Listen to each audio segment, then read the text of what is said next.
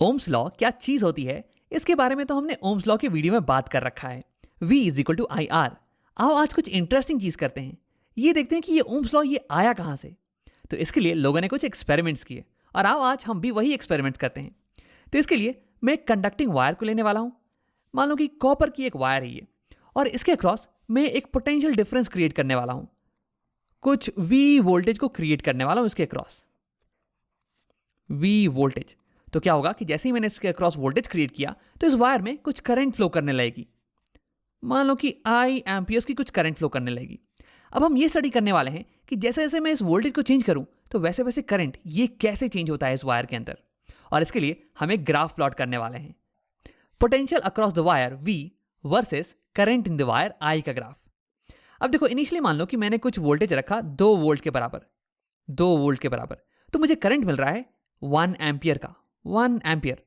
तो अगर मैं ग्राफ पे इस पॉइंट को प्लॉट करूं तो ये कुछ ऐसे आ जाने वाला है, 2 वोल्ट और ये हो गया 1 एम्पियर, यानी कि यहां पे पॉइंट मुझे मिलने वाला है। हाँ, अब इस बार मैं वोल्टेज को दुगना बढ़ा देने वाला हूं, तो यानी कि वोल्टेज को हम कर देते हैं 4 वोल्ट, इस वायर के अक्रॉस का वोल्टेज को। तो इस केस में मुझे दिख रहा है कि वायर में जो करंट है ना, ये भी दुगना हो जा रही है, ये 1 एम्पियर से बढ़ के 2 एम्पियर हो जा रही है। तो यानी कि इस केस में जो पॉइंट आएगा ग्राफ पे, ये कुछ यहां 4 वोल्ट और ये 2 एम्पियर। हाँ, तो यहां पे कहीं पॉइंट आने वाला है। अब इस बार मैं क्या करूंगा कि वोल्टेज को मैं तिगुना बढ़ा देने वाला हूं, 2 वोल्ट से 6 वोल्ट पे आते हैं। तो 2 वोल्ट से अगर मैं 6 वोल्ट पे आऊं तो मुझे दिखता है कि करंट ये भी तिगुना बढ़ जा रही है, 1 एम्पियर से ये 3 एम्पियर हो जा रही है, 3 एम्पियर्स। अब इस केस में देखते हैं ग्राफ पे प्लॉट कहाँ आएगा। ग्राफ पे पॉइंट ये कुछ 6 वोल्ट हो गया और 3 एम्पियर ये कहीं यहां पे आने वाला है। तो आओ ग्राफ को ड्रॉ करते हैं। इन तीनों पॉइंट्स को अगर मैं ज्वाइन करूं तो हमारी ग्राफ कुछ ऐसी आने वाली है, एक स्ट्रेट लाइन जो कि ओरिजिन से पास करेगी 0,0 से। और ये तो जाहिर सी बात है ना, अगर वोल्टेज 0 होगा तो करंट को भी 0 होना पड़ेगा। अगर इस कंडक्टर के अक्रॉस का वोल्टेज ये 0 हो जाए तो इस कंडक्टर में कोई करंट थोड़ा ना बहेगा। और देखो, यहाँ पे एक इंटरेस्टिंग चीज हो रही है, जैसे जैसे वोल्टेज बढ़ रहा है वैसे वैसे करंट भी बढ़ रही है, और जितने टाइम्स वोल्टेज बढ़ रही है उतने ही टाइम्स करंट भी बढ़ रही है। तो यानी कि मैं कहूंगा कि वोल्टेज ये डायरेक्टली प्रोपोर्शनल है करंट के। तो यानी कि मैं यहाँ पे लिख सकता हूं कि वोल्टेज V ये डायरेक्टली प्रोपोर्शनल है करंट I के। और अगर यहाँ पे मैं इस प्रोपोर्शनैलिटी को हटाऊं तो मेरे पास यहाँ पे एक कांस्टेंट आ जाने वाला है, V is equal to I। Constant को हम C से लिख देते हैं, C1 मान लेते हैं। हाँ, इस कंडक्टर के लिए C1 कांस्टेंट है। अब देखो, इंटरेस्टिंग चीज ये है ना कि यहाँ पे तुम वोल्टेज को कितना भी चेंज कर दो तो केवल I चेंज होने वाला है, और I ऐसे चेंज होगा कि ये जो C1 की वैल्यू है ये बिल्कुल ही सेम रहे, तभी तो हम इसे कांस्टेंट बुला रहे हैं। तो देखो, इस इक्वेशन को अच्छे से लिखने का एक और तरीका है। मैं अगर दोनों साइड I से डिवाइड कर दूं तो मेरे पास आएगा V divided by I voltage by current, और ये बराबर हो गया कांस्टेंट C1 के। अब यहाँ पे अगर मैं वोल्टेज को बढ़ाऊं तो सेम अमाउंट से करंट भी बढ़ने वाला है, ताकि ये रेशियो ये हमेशा कांस्टेंट रहे और ये C1 के बराबर रहे। तो आओ इस कंडक्टर के लिए हम C1 की वैल्यू कैलकुलेट कर लेते हैं। ये हो गया V बाई I के बराबर। तो यानी कि हम कोई सा भी पॉइंट ले लें, ये वाला पॉइंट ले लेते हैं। तो इसके लिए V है 6 वोल्ट्स के बराबर, 6 वोल्ट्स, और I ये हो जाएगा, ये इस पॉइंट के लिए हो जाएगा कुछ यहाँ से यहाँ तक, वो हो गया 3 एम्पियर्स, यानी कि 6 divide by 3 V by I, ये हमें दे देगा 6 बाई 3 हो गया 2। तो यानी कि C1 की वैल्यू ये हो जाएगी 2। तो यानी कि इस कंडक्टर के लिए तुम V और I को कितना भी चेंज कर लो, इन दोनों की वैल्यू आपस में ऐसे चेंज होगी ताकि ये रेशियो ये हमेशा 2 के बराबर ही रहे। तो ये तो हो गई एक कंडक्टर की बात। यहाँ पे हमने कॉपर को लिया था और उसके लिए हमें C1 की वैल्यू, कांस्टेंट की वैल्यू ये कुछ 2 आ रही थी। अब आओ इस बार कंडक्टर को ही बदल देते हैं। इस बार हम लेने वाले हैं मान लो आयरन को, और इसके हमने डायमेंशन को भी चेंज कर दिया है, मटेरियल को भी चेंज कर दिया है। तो देखो, इसके लिए जब मैंने सेम एक्सपेरिमेंट किया तो हमारे पास कुछ सिमिलर ग्राफ आया, एक स्ट्रेट लाइन का ग्राफ जो कि ओरिजिन से पास कर रहा है। इस बार जब मैंने 2 वोल्ट का वोल्टेज दिया ना तो हमें करंट मिला कुछ 1/2 एम्पियर का, लेकिन जैसे ही मैंने वोल्टेज को डबल किया वैसे ही करंट भी डबल हो गया, और वोल्टेज को ट्रिपल करते ही करंट भी ट्रिपल हो गया। तो इसलिए इस बार भी हम लिख सकते हैं कि वोल्टेज ये प्रोपोर्शनल होने वाला है करंट के, और हमारे पास सिमिलर इक्वेशन आने वाली है, V is equal to I into constant. लेकिन इस बार कॉन्स्टेंट शायद अलग हो जाए, अब इसे कैलकुलेट करते हैं। तो ये हम लिख सकते हैं इसे V by I is equal to C2। अब C2 को कैलकुलेट करने के लिए मुझे V बाई I करना पड़ेगा। तो कोई सा भी एक पॉइंट ले लो, यहाँ पे ये वाला पॉइंट लेते हैं। यहाँ पे V है 2 वोल्ट और I ये है हाफ, तो यानी कि 2 बाई हाफ ये हो जाने वाला है 4 के बराबर। तो यानी कि ये हो जाएगा इस बार 4। तो इस बार भी अगर मैं वोल्टेज की वैल्यू को चेंज करूं तो करंट की वैल्यू सेम अमाउंट से चेंज होने वाली है, ताकि इन दोनों का रेशियो ये हमेशा कांस्टेंट रहे, ये हमेशा 4 के बराबर रहे। तो इन दोनों एग्जांपल्स ये निकल के आ रहा है कि कांस्टेंट की वैल्यू ये वोल्टेज और करंट पे बिल्कुल भी डिपेंड नहीं करती है। इनफैक्ट एक कंडक्टर की कांस्टेंट ये डिपेंड करती है कंडक्टर के मटेरियल पे, किससे बना हुआ है, आयरन से, कॉपर से, गोल्ड से या फिर किसी और चीज से, और ये डिपेंड करती है उसके डायमेंशंस पे। तो यानी कि मैं लिख सकता हूं कि सी की वैल्यू, कांस्टेंट की वैल्यू ये वोल्टेज और करंट पे डिपेंड नहीं करती है, बल्कि डिपेंड करती है मटेरियल के प्रॉपर्टीज पे। अब आओ एक आखिरी चीज देखते हैं।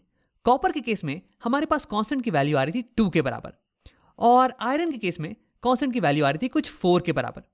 अब अगर मैं दोनों के across same amount of potential drop दूं, कुछ 4 वोल्ट का पोटेंशियल ड्रॉप, तो क्या तुम कैलकुलेट कर सकते हो कि दोनों में कितना करंट फ्लो करेगा? क्यों नहीं तुम वीडियो को एक बार पॉज करो और इसे कैलकुलेट करने की कोशिश करो। अब अगर तुमने ट्राई कर लिया तो आओ देखते हैं। तो क्या यहाँ पे 4 is equal to dash into 4, तो ये हो जाएगा 1 इंटू 4, 4 1 4।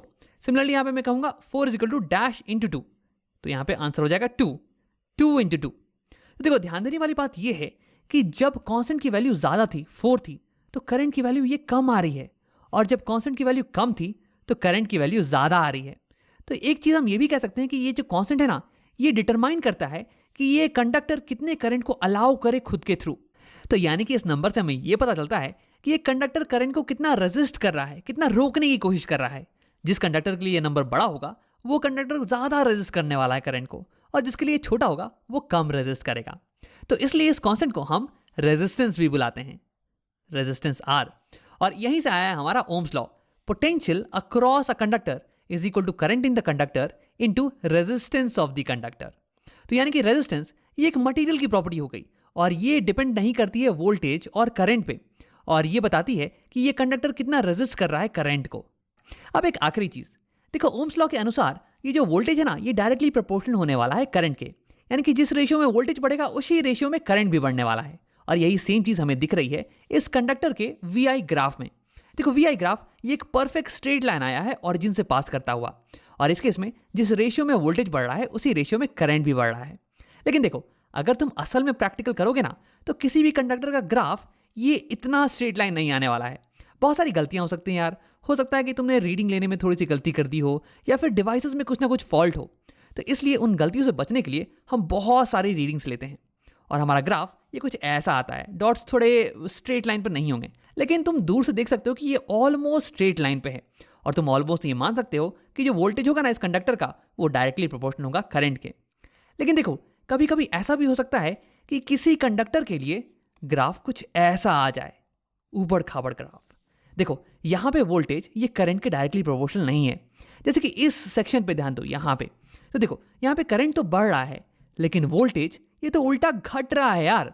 तो यानी कि ग्राफ से मैं ये कह सकता हूं कि इस कंडक्टर की वोल्टेज इसके करंट के डायरेक्टली प्रोपोर्शनल नहीं है। यानी कि हम ये कह सकते हैं कि V is equal to I R ये ट्रू नहीं होने वाला है।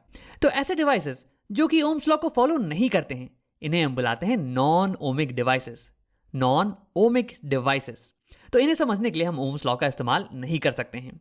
और ऐसे डिवाइसेस जिन्हें समझने के लिए हम ओम्स लॉ का इस्तेमाल कर सकते हैं, जो कि ओम्स लॉ को फॉलो करते हैं, जिनकी वोल्टेज उनके करंट के डायरेक्टली प्रोपोर्शनल होती है, इन्हें हम बुलाते हैं ओमिक डिवाइसेस।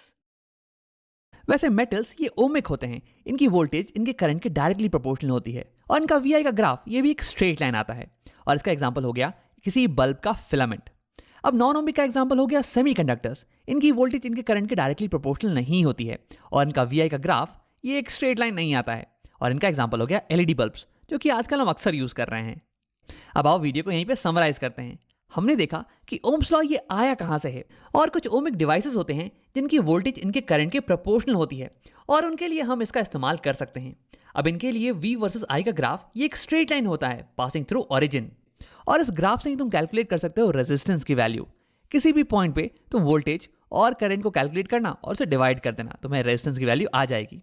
अब कुछ ऐसे भी डिवाइसेस होते हैं जिनकी वोल्टेज उनके करंट के डायरेक्टली प्रोपोर्शनल नहीं होती है, उन्हें बुलाते हैं नॉन ओमिक, और उनकी V वर्सेस I का ग्राफ ये स्ट्रेट लाइन नहीं होता है।